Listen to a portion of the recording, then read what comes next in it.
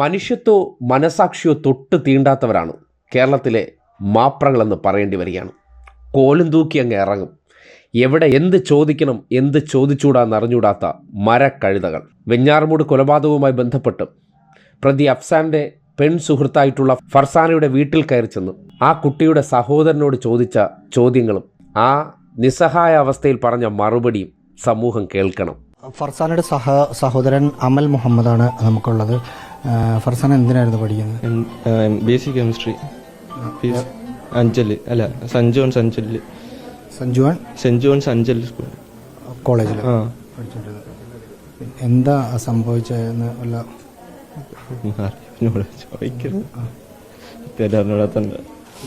ഈ അഫാനെ അറിയോ? ഇവിടെ വന്നിട്ടൊക്കെ ഉണ്ട്. കേട്ടില്ലേ? എത്തും പിടിയും കിട്ടാതെ നിൽക്കുകയാണ്. വീട്ടിൽ നിന്ന് ട്യൂഷൻ എന്ന പേരിൽ ഇറങ്ങിയ കുട്ടി അതിന് ജീവൻ നഷ്ടപ്പെടുന്നു. അതും ഇങ്ങനെ ഒരു ദാരുണമായ രീതിയിൽ. അവിടെ അല്പമെങ്കിലും സാമാന്യ ബോധമുണ്ടെങ്കിൽ ഇവനെപ്പോലെ തന്നെ ആ കുടുംബവും ആകെ അന്തം വിട്ട് നിൽക്കുന്ന അവസ്ഥയാണ്. എന്താണ് സംഭവിച്ചതെന്ന് തിരിച്ചറിയാൻ പറ്റുന്നില്ല. അപ്പോൾ ആ വീട്ടിനകത്ത് ആരും എതിർക്കാത്തതുകൊണ്ട് നേരെ കയറി ചെല്ലുക. സ്വന്തം സഹോദരൻ, കൂടെപ്പിറപ്പ്, ഹൃദയം പൊടിഞ്ഞു നിൽക്കുന്ന സന്ദർഭമാണ്. എന്താ സംഭവിച്ചതെന്ന്. ഇവൻ്റെയൊക്കെ കുടുംബത്തിനകത്താണ് ഇതേ സംഭവം ഉണ്ടായതെന്ന് വിചാരിക്കുക. ഏതെങ്കിലും ഒരുത്തൻ ഒരു കോലും തൂക്കി ഇതുപോലെ ഒരു മാധ്യമപ്രവർത്തകൻ എന്ന പേരിൽ വന്ന് സ്വന്തം സഹോദരൻ ചോദിക്കുകയാണ്, എന്താ സംഭവിച്ചത്? വാർത്താ കച്ചവടത്തിൻ്റെ മനുഷ്യത്വമില്ലായ്മയുടെ നേർക്കാഴ്ചയാണ്. ഇതിനപ്പുറത്തേക്ക് പുറത്തുള്ള ഏതെങ്കിലും മനുഷ്യരോട് ചോദിക്കുന്നതിൽ പ്രശ്നമില്ല, വൈകാരികതയില്ല. അവർക്ക് ഞെട്ടലും ഈ സംഭവത്തെക്കുറിച്ചുള്ള സംശയങ്ങളും പറയാം. വീട്ടിൽ ഒന്നും അറിയാതെ ഇരുന്നവർ ഇതേ സംഭവം അറിയുമ്പോൾ അവനെപ്പോലെയൊന്നും പറയാൻ കഴിയില്ല. വീട്ടിൽ നിന്ന് രാവിലെ പോയൊരു കുട്ടിക്ക് ഇങ്ങനെ ജീവൻ നഷ്ടപ്പെട്ടു എന്നറിയുമ്പോൾ ഒരുതരം മരവിപ്പല്ല വീട്ടിലുണ്ടാകുന്നത്. അതാണ് ആ കുട്ടിയുടെ പ്രതികരണത്തിൽ കണ്ടത്. അറിഞ്ഞൂടാത്തത് കൊണ്ടാണ് സത്യമായിട്ട് എന്നൊക്കെ പറയുമ്പോൾ ഇവൻ്റെ മുഖത്ത് എന്തൊരു നിർവികാരതയാണ്. ഈ നിർവികാരതയുടെ പേരാണ് കേരളത്തിലെ മാപ്രകൾ. ഒരംശം പോലും മനുഷ്യത്വമില്ല.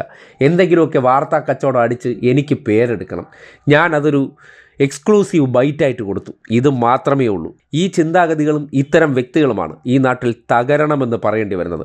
മനുഷ്യത്വം എന്താണെന്നും എവിടെ എന്ത് ചോദിക്കാം, ചോദിച്ചൂടാ, അവിടെ മനുഷ്യൻ്റെ സങ്കടങ്ങൾക്കും വേദനകൾക്കും അവരുടെ അഭിമാനത്തിന് കൂടി കുറച്ച് പരിഗണന കൊടുക്കാത്ത ഇവനെയൊക്കെ എങ്ങനെയാണ് മാധ്യമപ്രവർത്തകരെന്ന് വിളിക്കാൻ കഴിയുക? തീർത്തും ആ സംഭവം പോലെ തന്നെ ദാരുണമാണ് ഈ കോലും തൂക്കി നടക്കുന്നവന്മാരെന്ന് പറയേണ്ടി വന്നു പോയ സന്ദർഭമാണ്.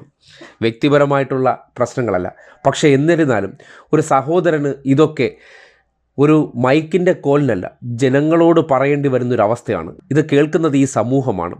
ആ സമൂഹത്തിൻ്റെ മുന്നിൽ ചിതറി നിൽക്കുന്നൊരു മനുഷ്യനോട് എന്ത് പറയണം, എന്ത് ചോദിച്ചുകൂടാന്നൊക്കെ ചിന്തിക്കാൻ ശേഷിയില്ലാത്ത യവനൊക്കെ മനുഷ്യനാണോ എന്നുകൂടി ചോദിച്ചു പോവുകയാണ്. ഫർസാനയുടെ സഹോദരൻ അമൽ മുഹമ്മദാണ് നമുക്കുള്ളത്. ഫർസാന എന്തിനായിരുന്നു പഠിക്കുന്നത്? Basic chemistry. അഞ്ചല് അല്ല സെന്റ് ജോൺസ് അഞ്ചല്.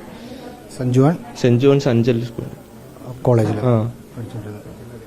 എന്താ സംഭവിച്ചതെന്ന് വല്ല